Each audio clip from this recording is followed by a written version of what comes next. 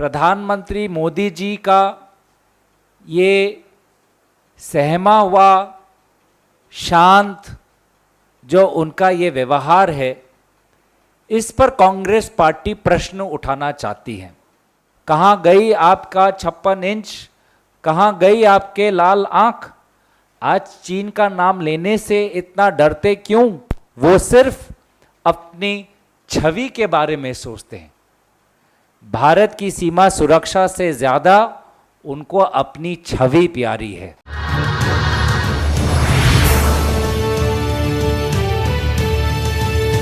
आप सभी को पता है कि 7 जुलाई 2020 को हमारे भारत के विदेश मंत्री जयशंकर जी और चीन के विदेश मंत्री वांग यी के बीच में बैठक हुई।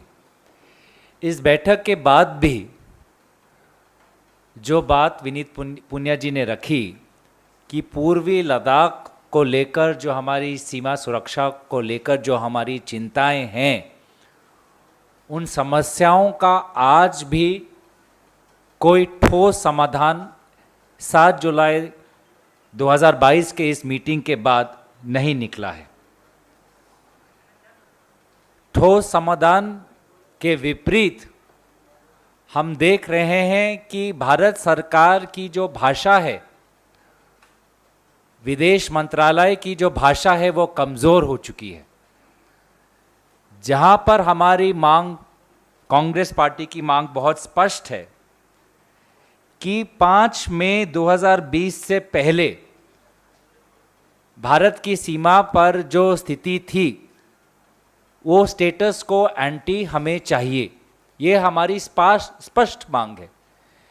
लेकिन आज जो स्टेटमेंट आया, उस स्टेटमेंट में स्टेटस को एंटी को लेकर कोई हमने वहाँ पे विवरण नहीं देखा। वहाँ पे विपरीत ये लिखा है कि डिसएंगेजमेंट की बात की है कि सभी क्षेत्रों से चीनी सेना को पीछे हटाने का कार्य को पूरा करने के लिए कहा गया है। पर इस स्टेटमेंट के बावजूद भी हमने क्या देखा है कि वहाँ पर हमारे भारत की सीमा के उस पार चीन ने अपनी इंफ्रास्ट्रक्चर को बढ़ाया है। उन्होंने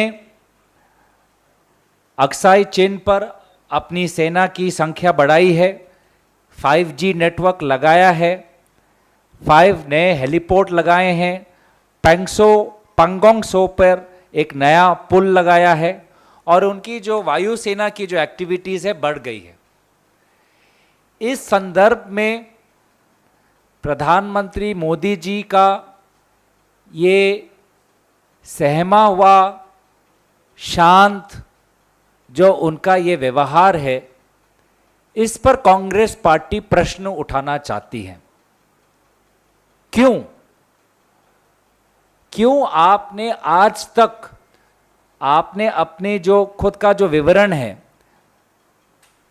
ना यहां कोई हमारी सीमा में घुस आया है, ना ही कोई घुसा हुआ है। इस स्टेटमेंट, इस बयान को आज भी आप कबूल करते हैं? इतना कुछ होने के बाद भी प्रधानमंत्री मोदी जी ने अपने इस बात पर कोई संशोधन नहीं लाए। क्यों? कहाँ गई आपका 56 इंच, कहाँ गई आपके लाल आंख? आज चीन का नाम लेने से इतना डरते क्यों? राहुल गांधी जी बार बार कहते हैं, ये 2 शब्द शायद प्रधानमंत्री मोदी जी पर भी लागू होता है, डरो मत। पूर्व में भी राहुल गांधी जी ने कहा है कि प्रधानमंत्री मोदी जी देश के नेता होने के कारण से उनको एक सशक्त नेतृत्व दिखाना चाहिए, लेकिन उनका रवैया सहमा हुआ है। वो सिर्फ अपनी छवि के बारे में सोचते हैं। भारत की सीमा सुरक्षा से ज्यादा उनको अपनी छवि प्यारी है और इस छवि को बचाने में भारत सरकार के विभिन्न अंग उनके आपस में भी तालमेल नहीं रहा। अब उदाहरण स्वरूप रक्षा मंत्रालय ने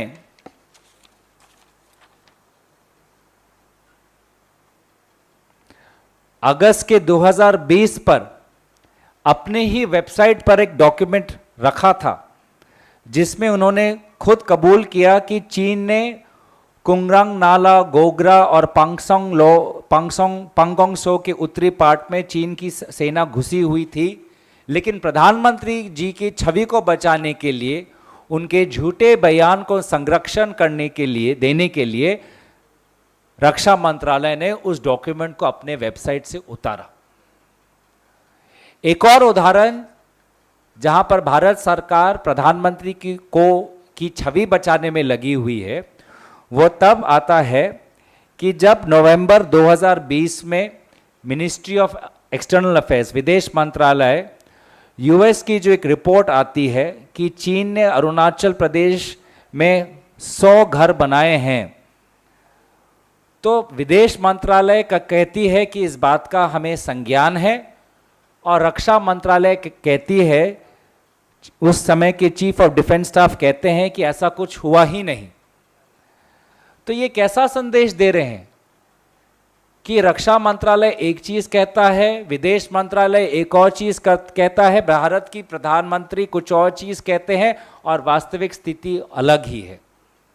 तो ये क्या संदेश जा रहा है हमारे भारत की सीमा सुरक्षा बल को?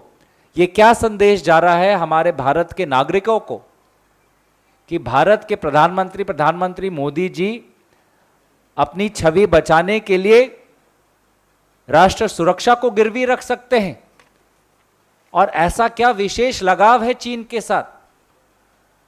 उन्होंने चीन के सरकार के साथ 18 बार उनकी मुलाकात हुई है। शी जिनपिंग के साथ, राष्ट्रपति शी जिनपिंग के साथ 18 बार उनकी मुलाकात हुई है। 4 बार तो स्वयं मुख्यमंत्री के हिसाब से गए हैं, 5 बार तो प्रधानमंत्री के हिसाब से गए हैं। ऐसा क्या उन्होंने रिश्ता बनाया जिससे कि चीन आज तक भी ये कबूल नहीं करता कि उनसे कोई गलती हुई है? चीन आज भी हमारी सीमा सुरक्षा को गंभीर रूप से नहीं लेता। विदेश मंत्रालय जयशंकर और विदेश मंत्री वांग जी का अगर स्टेटमेंट पढ़े, उसमें तो हमारी सीमा सुरक्षा की जो विवरण है चीन के स्टेटमेंट पे भी नहीं है।